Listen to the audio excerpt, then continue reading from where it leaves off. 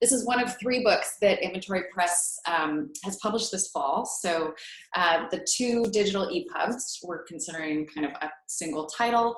We have another book coming out very soon called Media Burn, Ant Farm and the Making of an Image. This is by Steve Seid, who's the former film curator at BAMFA, Berkeley Art Museum and Pacific Film Archive.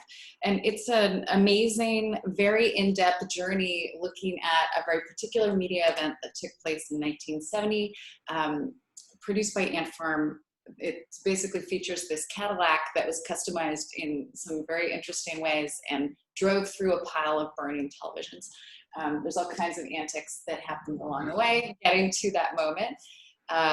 The other book is called 1996, and it's a book by artist Matt Keegan. He commissioned a wide range of essays, conducted a wide range of interviews, looking at the moment, the year 1996, and also the conditions in the Democratic Party that led to the 2016 election.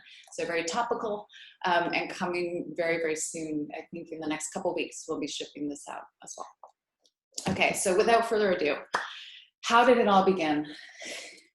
Well, yeah, do you want to say anything first, David, or? Thank you, everybody, for coming. Thank you to you two and everybody at Inventory Press for making all of this happen. I'll save my comments for when I start speaking, maybe. Sounds good. Well, yeah, so we just thought we'd say a couple things about, how the book came to be in the first place. Well, let's see. I guess I've known David a long time, and almost 20 years now. And I guess for the past bunch of years, David has been teaching graphic design at Princeton University. And it kind of, I'm thinking about new titles for Inventory Press, which is a publishing company we started about 6 years ago here. It came up as, we should really do something that, as a press that is coming out of a graphic design practice, we were really looking to do titles that specifically had graphic design as the subject matter and not just the means that we were making things. So that led to a conversation with David about adapting the Princeton course material for a book, and talking about this. It seemed needlessly arduous, the notion of sitting down and writing this book in a straightforward way. So we decided that doing it through a series of live events would be a pleasurable way to make the book, and would hopefully lead to a different sort of tone than a typical graphic design textbook might have. So what we ended up doing was at the time, Shannon and I, we were, our studio was housed in Richard Neutra's former studio in Silver Lake, Los Angeles. And it was had this nice sort of open space in the middle where it seemed perfect to invite students, faculty, friends, interested parties of various sorts to come and see David talk for about, 18 hours, about 18 hours over 3 days.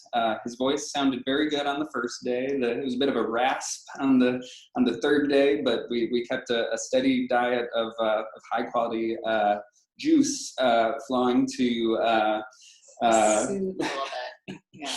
Yes. And similarly for the crowd that gathered up, and most of whom stayed for the whole 3 days, we provided, there was donuts, there was coffee, there was falafel, there was synthesizer, musical breaks between 45-minute lectures. So the whole thing had, kind of a night, about as anarchic as a kind of classroom might get, while still having someone pass knowledge over for a good chunk of 3 solid days. And I think the result was there was a real energy in the room. And it's something that we're thinking about now, of course, as we're not in the same room, and trying to build energy always through these digital means. But it was interesting to feel that energy in the space, and then to try to capture it in the actual kind of written book as well. Yeah. So we videotaped the whole thing. We which that now forms the pre-program ePub is where pretty direct, fairly unedited versions of that footage is now available for people to watch, since we received a bunch of requests about that. But for the book, we took the video, we transcribed it with Eugenia Bell, we edited it, in about, a dozen iterations or something. So maybe it may have been more work or less work than just sitting down and writing the book, but it's definitely a more engaging kind of group process, leading to some sort of like unknown outcomes, and again, a different sort of tone for sure. And sort of editing and designing and doing all these things kind of in tandem over the course of some months, I guess, with the book eventually coming out about a year ago. Yeah, and I guess the question was asked, why make an ePub in 2020? So I think there's a question of format there. And David, you can maybe speak to this better than I can, but I think there was an impetus to make the videos available. And we weren't really sure what the best way to do that was that would allow them to have the right amount of traction. And we were particularly focused on making them available as an educational resource. And we actually partnered with a group called Library Stack, who initially took the ePub and sort of connected it to various librarians and educational institutions to kind of get it like embedded in those institutional databases and distribution networks. And I think for us, it was sort of Library Stack insisting to a certain degree that we do something with the materials that sort of made us go in that direction first. But it's been interesting as an exercise, I think, to think about the form of the ePub and how these videos might exist in the world. I could maybe pick that up and then start into the, I think also an ePub in 2020 is a bit of an anachronism, and it's a bit absurd. And I think that was also a quality of it that was useful. This whole process has been pleasure from the beginning, from doing the events in Los Angeles to transcription and editing and publishing, and then kind of performing the book after doing that. And so it's been a kind of roving circus of a book, and I think this is just like the next place where it lands. So I like that about it quite a lot. I mean, it also is a form that holds the videos in as kind of parallel a manner to the printed book form as possible. So that seemed useful. So it's not a lark, it's a real thing, but it is a bit funny, I would say. Shall I start? So shall I continue from here? Yeah, that sounds great. Very good. So the series of 3 days of lectures in Los Angeles was an endurance. There's no question. It was 6 lectures a day for 3 days. Each lecture was about 45 minutes. The goal was to speak everything in that room that would then be in the book. And I think we had a fairly naive, or at least I did, a more naive idea that what was said would be more ready to be printed than it was. The reality is, when you are conveying a slideshow to a room full of people, you speak in circles, or at least I certainly speak in circles. I repeat things and repeat things and repeat things. I also say a lot. I also get the things out of order. All of this is kind of how it works live, and there's a lot of forgiveness built into that kind of being in a room with people that's not the same in a text. So some of the, we did edit quite a lot after the transcription, and we moved blocks of material from one place to the other. So although the lectures on the video recorded lectures, they mostly map onto, all of them map onto the texts that are published in the book. One is distinctly different than what is in the book, or at least a bit more different than the others. And that is one in the second chapter called The Second Chapter. And the title of the essay is ABC TV NEXT. And it's in the, as delivered in Los Angeles, it was mostly about Paul Rand and Susan Kerr, and eventually got into Stuart Brand. And when we went to put that in the book, that seemed repetitive of other material in the book, quite. And we inserted a section that was not spoken there around George Corrin, who was a set designer in New York and a graphic designer. And that was material that I've used in my Gestalt class many times, and it just seemed to kind of slot in there well and change the focus of that essay.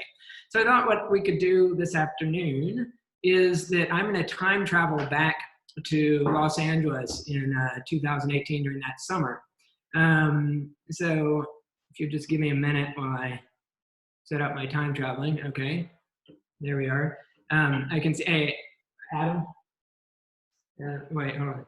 Okay, so I'm back in Los Angeles in 2018. I'm going to do this lecture so that there's a record of it, so that everything in the book will have been said in that room. Because I think this is the only thing that wasn't actually said in that room. Some of the things were out of order. This is a slide talk. It won't be more than 30 minutes. I'm quite certain.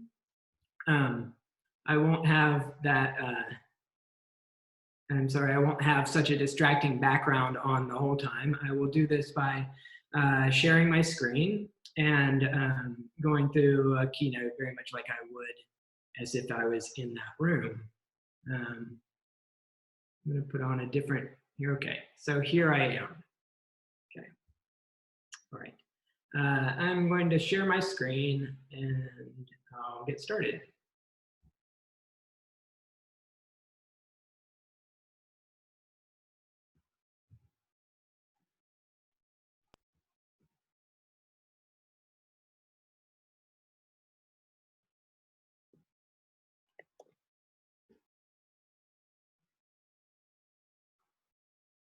You'll see me looking off to the side as the actual slides are off on the monitor to the left here. So I'm not being shifty. I'm just looking at the slides. All right. This is George Corrin. Everybody can see that, yes? I hope so. Okay. This is George Corrin. He practiced for 60 years as a set designer, a product designer, a graphic designer, and an exhibition designer. But he almost didn't do any of those things. Applying to Carnegie Institute of Technology in 1942, Corrin was brushed off with a curt note from the dean saying, "Negro students have not found the work of our department satisfactory to their needs," and suggested that George instead applied to Fisk University, an historically African-American school in Nashville, Tennessee. Corrin replied with a cascade of recommendation letters, and the school reversed its decision, admitting him as its first African-American student. He graduated Phi Beta Kappa from what would become Carnegie Mellon University and went on to study set design at Yale University School of Drama, receiving an MFA in 1951. After a brief tour of military duty in the South Pacific, Corrin landed a design job at ABC Television in New York. He was fascinated by the technical and social possibilities of television and how design could participate in that. He soon had the chance to manifest his interests. Okay, so he was interested in technology. Television was the kind of latest and greatest technology, and he thought design hadn't really been leveraged in that arena, and he got a job at ABC. And he got a really plum assignment. In 1960, just after George had started working at ABC, the presidential debates were to be televised for the first time, with ABC, CBS, and NBC collaborating for broadcasts. The presidential race was between Richard Nixon on the right here and John F. Kennedy on the left here. ABC hosted the third debate, but due to a scheduling conflict, it would be staged remotely with Senator John F. Kennedy in an ABC studio in New York and Vice President Richard M. Nixon on a set in Los Angeles. This is a live broadcast where, using the electronic medium of television and cross-country data links, the two candidates would appear in the same room. The set design was central to pulling off this illusion. Corrin was tasked with creating two identical sets, which would also look convincing as a split screen. Okay, so there were 4 debates to be televised. Between the 3 networks, CBS ran the first debate, like controlled the program for it. NBC ran the second debate, and ABC, which was where George Corrin worked, ran the third and the fourth. The first debate on television looked something like this.